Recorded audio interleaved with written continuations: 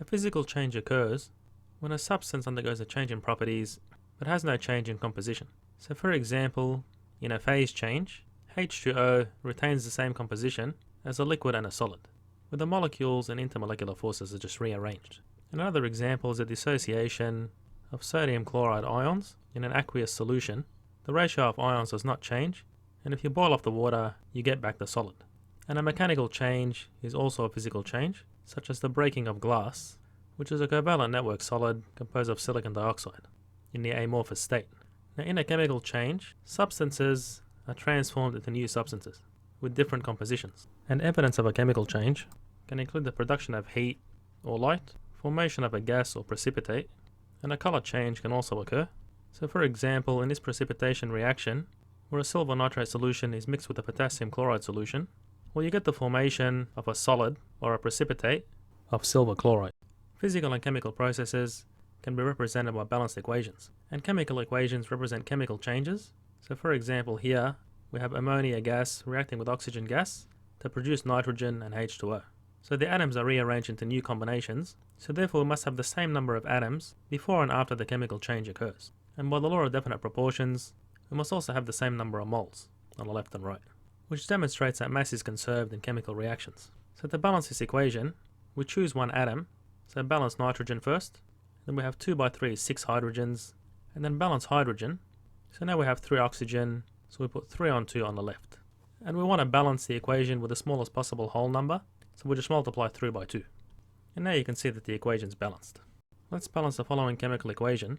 So choosing one atom, we balance potassium, and then we balance manganese, and then we balance oxygen.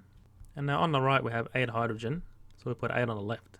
And now that we have 8 chlorine on the left, and 3 on the right, well, what we want is 5 chlorine added to the right. So that will be 5 on 2 by 2 is 5.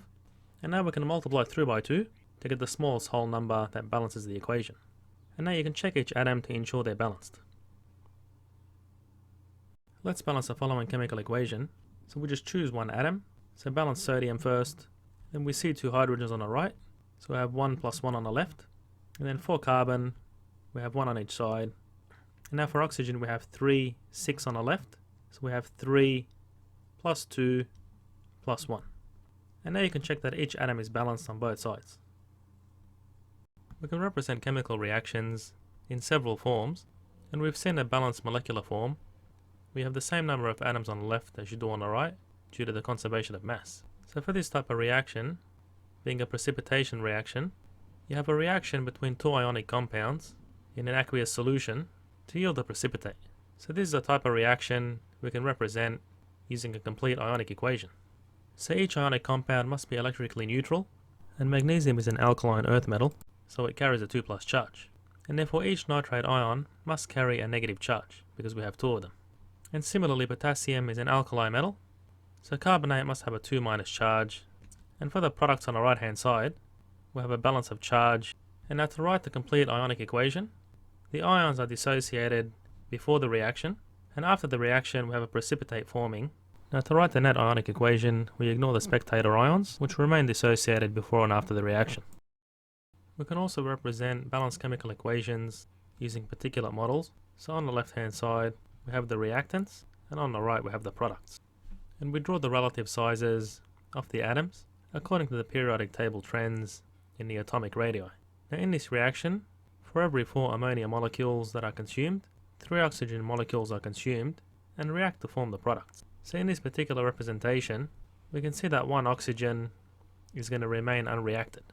And for every 4 ammonia and 3 oxygens that react, 2 nitrogen and 6 water molecules are formed. And the oxygen molecule remains unreacted. So it appears on both sides. And there are many molecules in a substance, but we only draw their ratios in this particular representation, because we can't represent them all. Physical processes involve changes in intermolecular interactions, but don't cause a change in composition of the substance. And a typical example is a phase change. So for example, from ice to water, where the composition of the substance does not change, but the intermolecular interactions are rearranged. Now chemical processes involve the breaking and formation of chemical bonds, and the formation of new substances. So here for example, you may have 2 nitrogen-hydrogen bonds being broken, so 2 hydrogens can attach to an oxygen. So this involves the formation of new substances. Now sometimes a process can be classified as both physical or chemical. So for example, dissolving salt in water involves the breaking of ionic bonds and the formation of ion dipole interactions between the ions and the solvent, being the water molecules in this case. So no new substance was formed and the ions just basically dissociated. So that's why this can be argued as a physical or chemical change. Stoichiometry is a process that uses the conservation of mass to calculate the amounts of products in a chemical reaction using known amounts of the reactants and vice versa. The coefficients of the reactants and products give information on the proportionality of the amounts of substances involved in the reactions, because mass is conserved and the number of atoms and moles on both sides of the chemical equation are the same. Now the main thing that needs to be done is to convert the amounts you're given in the problem, to for example being mass, volume and so on, into a number of moles, which connects all the units.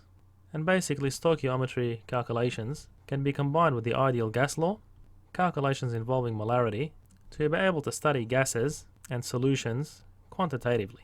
And also stoichiometry is useful to determine the limiting reactant and percent yield of a substance. And the unit of mole connects all the units that are used in these types of problems, which will become more clear when we cover examples. Given the following combustion reaction, find the number of moles of pentane that are required to react with 100 grams of oxygen.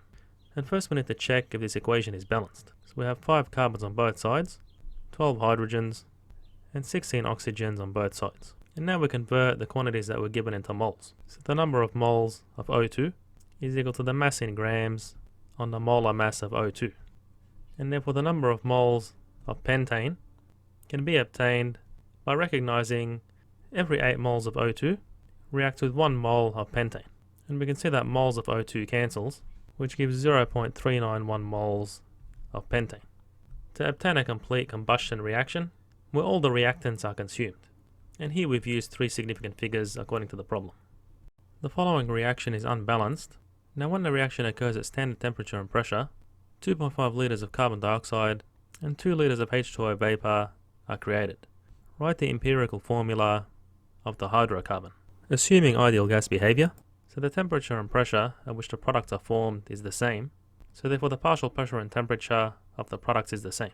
And the volume and number of moles are different, so applying this law to the separate products, and then dividing them together, we obtain the following expression. And if we substitute for the given volumes, so therefore, for every 1.25 moles of CO2, 1 mole of H2O is produced. So for every mole of CO2 produced, 1 mole of carbon is produced. And for every mole of H2O that's produced, 2 moles of hydrogen are produced.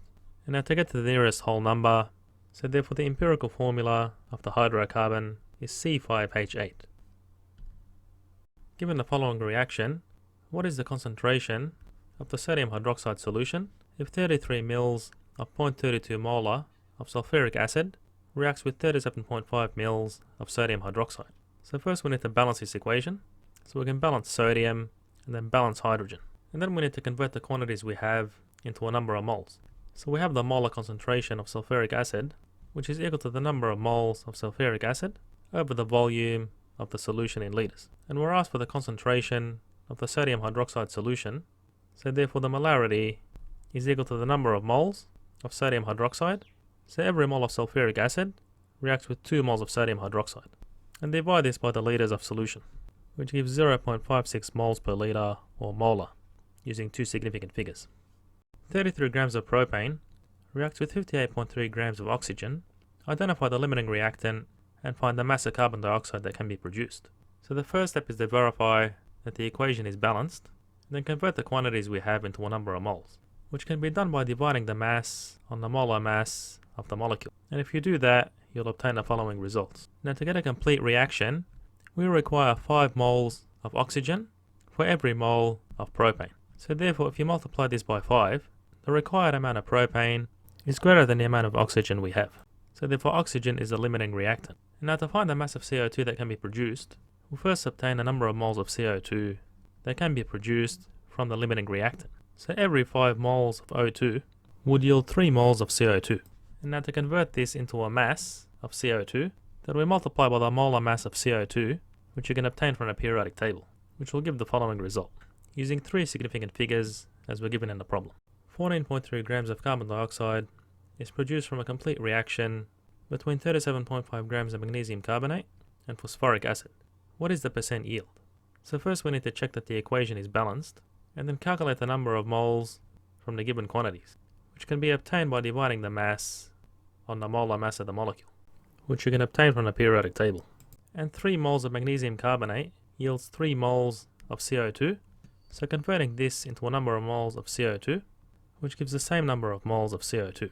Now to obtain a mass of CO2 that's produced, we multiply the number of moles by the molar mass of CO2. And this is called the theoretical yield. And the actual yield is given in the problem. So to obtain a percent yield of CO2, we divide the actual yield by the theoretical yield and multiply by 100%, which gives 73.1% using 3 significant figures, which is the least number given in the problem. Titrations may be used to determine the concentration of an analyte in a solution, and the titrant has a known concentration of a species that reacts with the analyte. So defining the molarity, the burette releases the titrant slowly until it's neutralized, and that's indicated by a color change where there's a color indicator in the solution.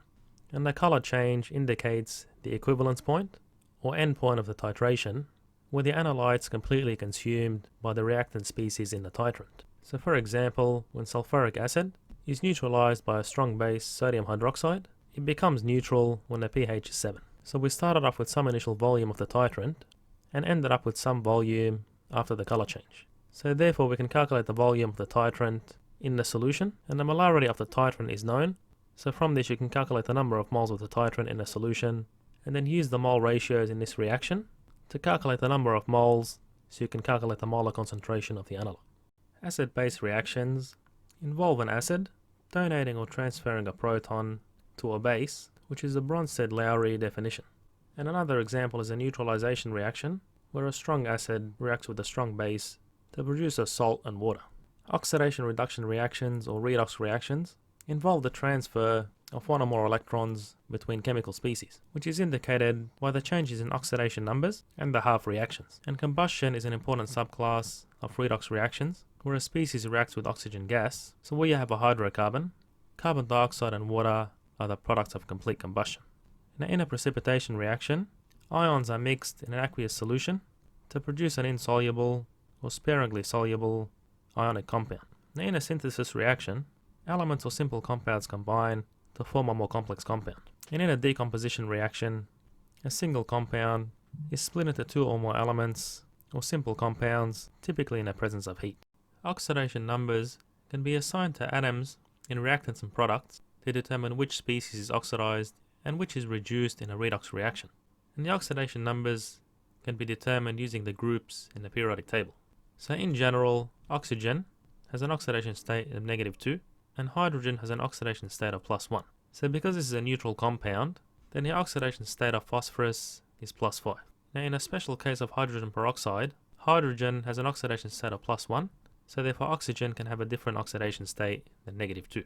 And here in a polyatomic ion, the oxidation state of oxygen is -2, so the oxidation state of chromium is +6. And for molecules with a single type of atom, or a single atom, the oxidation state is 0, and when bonded to a non-metal, hydrogen has an oxidation state of +1, whereas if it's bonded to a metal, it has an oxidation state of -1. Now in the absence of oxygen, we write the oxidation state of the most electronegative element first. Precipitation reactions involve mixing ions in aqueous solution to produce an insoluble or sparingly soluble ionic compound.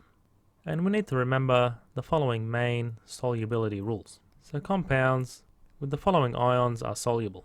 So those that have ions from the alkali metals or group 1 of the periodic table are soluble, and compounds with the polyatomic ions ammonium or nitrate are soluble. So for example, in this precipitation reaction, we have compounds with a nitrate anion and potassium cation, which are soluble, and then when combined, they form a soluble compound, being potassium nitrate, and an insoluble precipitate, being silver chloride, in accordance with these rules. So here, the potassium and nitrate ions are spectator ions, which do not react to form the precipitate. We should be familiar with the following polyatomic ions, and there's some patterns we can see when we name them. So in this table, if the ion has 4 oxygen atoms, the name ends with an 8 and starts with a per. So here we have perchlorate, permanganate. And if the polyatomic ion has 3 oxygen atoms, then its name ends with an 8. So this is chlorate, nitrate, carbonate, bromate.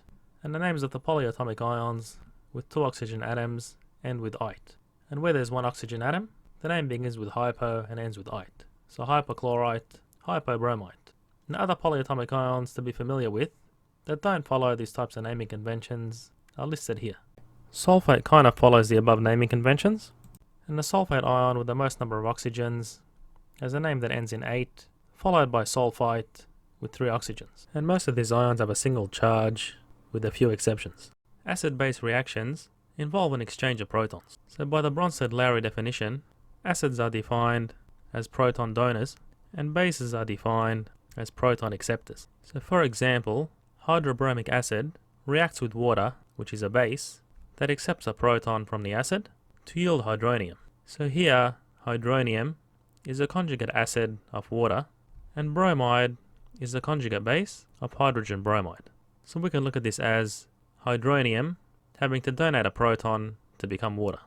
Now in this example, ammonia, which is a weak base, reacts with water, which is an acid in this case, that donates a proton to ammonia to form an ammonium cation. So here ammonium is a conjugate acid of ammonia, as per the Bronsted-Lowry definition. So these are known as conjugate acid-base pairs.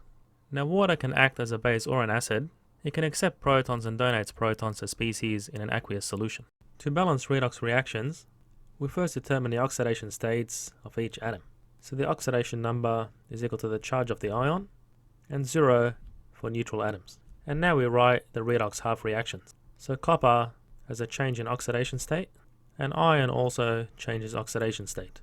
And now we balance the half reactions in terms of mass. So here they're already balanced. And now we add or remove electrons based on a change in oxidation state. So here, copper plus gained 1 electron to become copper, and iron lost 3 electrons to become iron 3 plus. And using the oil ring mnemonic, oxidation means a loss of electrons, and reduction is a gain of electrons, and now to obtain the same number of electrons in both half reactions, we multiply the first half reaction by 3. And now adding the half reactions together, so our complete redox reaction can be written as follows.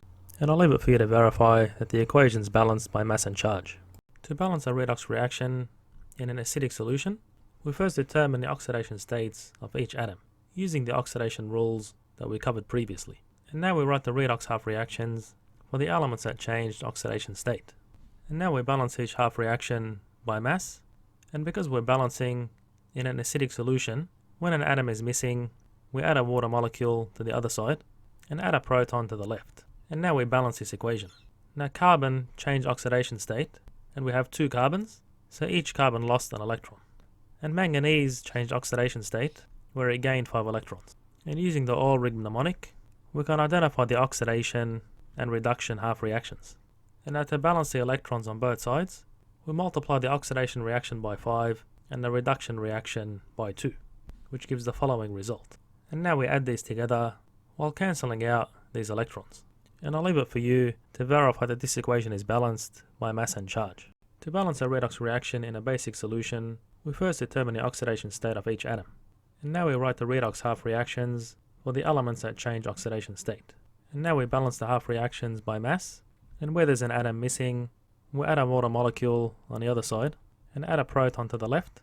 And because we're balancing in a basic solution, we also need to add a hydroxide to neutralize the proton. And now we balance the equation, so the oxygen first, and then the proton, and have an equal number of hydroxides to balance those protons. So these combine to form a water molecule. So we can subtract these water molecules from both sides. And now we add or remove electrons of the half reactions based on a change in oxidation state. And now we identify the oxidation and reduction half reactions. And now to obtain the same number of electrons on both sides, we multiply the half reactions by the following constants. And now we add these half reactions, and I'll leave it for you to verify that this chemical equation is balanced by mass and charge.